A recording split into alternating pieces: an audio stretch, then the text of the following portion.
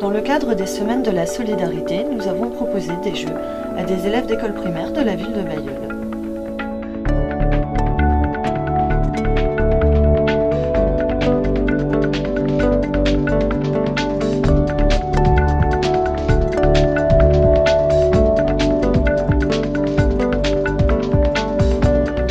Je m'appelle Audrey Riqueboer, je suis animatrice-formatrice à l'association Le Pas de Côté. Le premier jeu qu'on a pu proposer aux élèves était le Bamboléo. C'est un jeu coopératif. Un jeu coopératif, est-ce que vous savez ce que c'est? C'est parler pour s'aider, faire une équipe et... Alors c'est plus qu'une équipe. Les joueurs vont soit tous gagner ensemble, soit tous perdre ensemble. Les enfants ont donc dû commencer à s'entraider. C'est bien. C'est bien ça, sur le petit carré noir. Ouais, sur le petit carré noir. Mais pour autant, ils n'ont pas toujours gagné.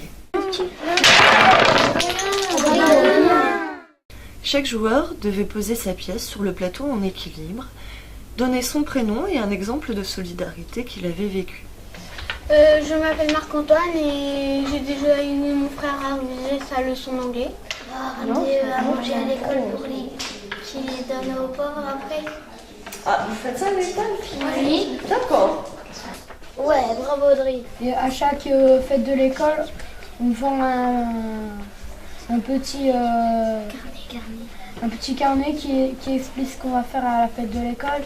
On le vend 1 € et on va faire des dons. Comme l'autre coup, c'était au Japon. Juste de manière à faire la cuisine. Donner de l'argent aux gens dans la rue. Et donner de l'argent aux associations. Un jour, j'ai aidé ma soeur en fauteuil roulant. T'as aidé ta soeur en fauteuil roulant. Alors tu l'as aidé comment? Je l'ai poussée. J'ai déjà aidé le secours populaire. Ah, qu'est-ce que tu as fait pour le secours populaire? J'ai donné des dons de nourriture. T'as donné des dons en nourriture. Il y a des idées de solidarité qui sont revenues très souvent. J'ai aidé une personne âgée à traverser. J'ai aidé mon frère à traverser. Aider à traverser une personne âgée. Faire traverser une personne âgée. Aider les personnes âgées à traverser la route. Aider les personnes à traverser la route. Aider les personnes à traverser la route. C'est quelque chose qui revient souvent. Et nous avons aussi eu des idées très surprenantes. Est-ce que tu as une idée de solidarité? Aider mon chat. Aider ton chat. Mettre les habits à la machine. Mettre les habits à la machine. Alors à ce moment-là, tu aides qui? Ta mère. Comment? Tes parents. Tes parents, voilà. J'ai donné le café à mon père. Pour le deuxième jeu, nous avons franchi le pas de la solidarité locale à la solidarité internationale. Les enfants sont devenus les habitants de plusieurs pays du monde. Le Japon très peuplé, l'Allemagne, le Rwanda et la Bolivie. Le but du jeu, c'est de construire un maximum de cubes en 15 minutes. Seulement, et c'est là tout l'intérêt du jeu, les pays ne disposent pas des mêmes matériaux dans les mêmes quantités. Ils ont donc dû apprendre à négocier avec les autres. Tu m'avais dit 3 feuilles. Pas toutes vos feuilles. 1, 2, 3, 4, 5. 5 feuilles. Oui, on a négocié les crayons de bois, les ciseaux, de la soie, les lunettes.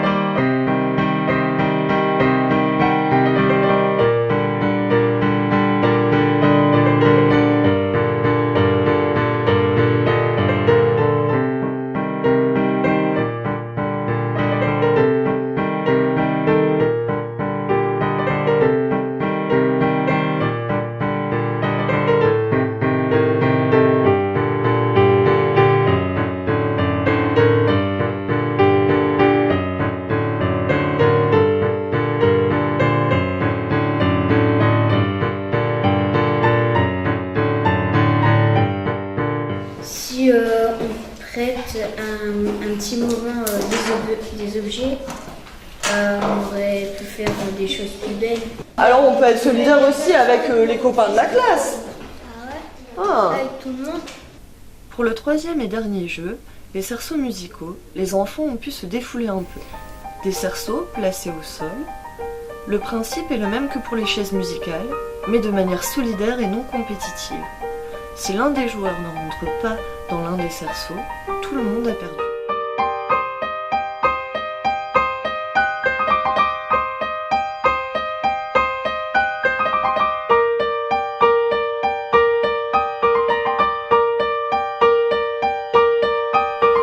En apprenant à jouer et à réfléchir ensemble, on s'aperçoit que la solidarité est bel et bien présente en chacun de nous, dès notre plus jeune âge.